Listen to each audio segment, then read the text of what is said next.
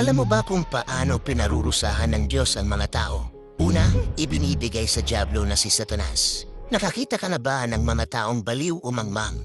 Iyon ay dahil sila ay sinasapian ng dyablo. Itinala ng Biblia na si Saul ay paulit-ulit na naghimagsik laban sa Diyos. Nang iwan siya ng Espiritu ng Diyos, dumating ang dyablo upang pahirapan siya. Kapag tinatanggihan ng isang tao ang Diyos, lumalayo sa Diyos at hindi kailanman nagsisisi, inaalis ng Diyos ang kanyang awa at hinahayaan ng dyablo na si Satanas na saktan sila. Ikalawa, iba't ibang mga sapuna. Sa panahon ni Noe, nagpadala ang Diyos ng baha sa loob ng 40 araw at 40 gabi. Sa panahon ng Sodoma, nagpadala ang Diyos ng apoy at asupre.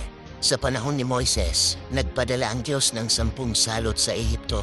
Hindi dahil kulang sa awa ang Diyos, kundi paulit-ulit na pinaliwala at kinutya ng sangkatauhan ang mga babala ng Diyos. Patuloy na namuhay sa kasalanan at lumaban sa Diyos, kaya hindi na nagpakita ng awa ang Diyos. Ikatlo, itinatapon sa impyerno ang lawa ng apoy. Ito ang pinakanakakatakot. Ipinahayag sa pahayag, ngunit sa mga duwag at sa mga hindi mananampalataya at sa mga kasuklam-suklam at sa mga mamamatay tao at sa mga mapakiapid at sa mga manggagaway at sa mga mapagsamba sa Diyos-Diyosan at sa lahat ng mga sinungaling. Ang kanilang bahagi ay sa dagat-dagatang nagniningas sa apoy at asupre. Ang impyerno at ang lawa ng apoy ang huling kaparusahan para sa mga gumagawa ng masama.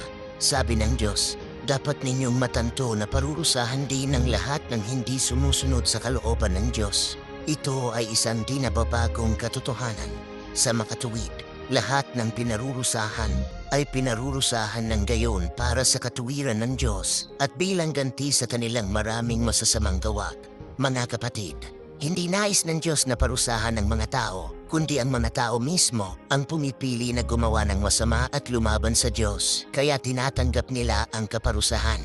Ang Diyos ay banal at ang likas ng Diyos ay matuwid at hindi maaaring lapastanganin.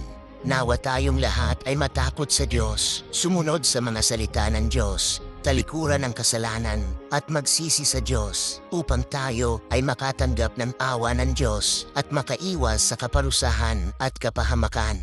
Nais mo bang malaman kung paano tunay na magsisi?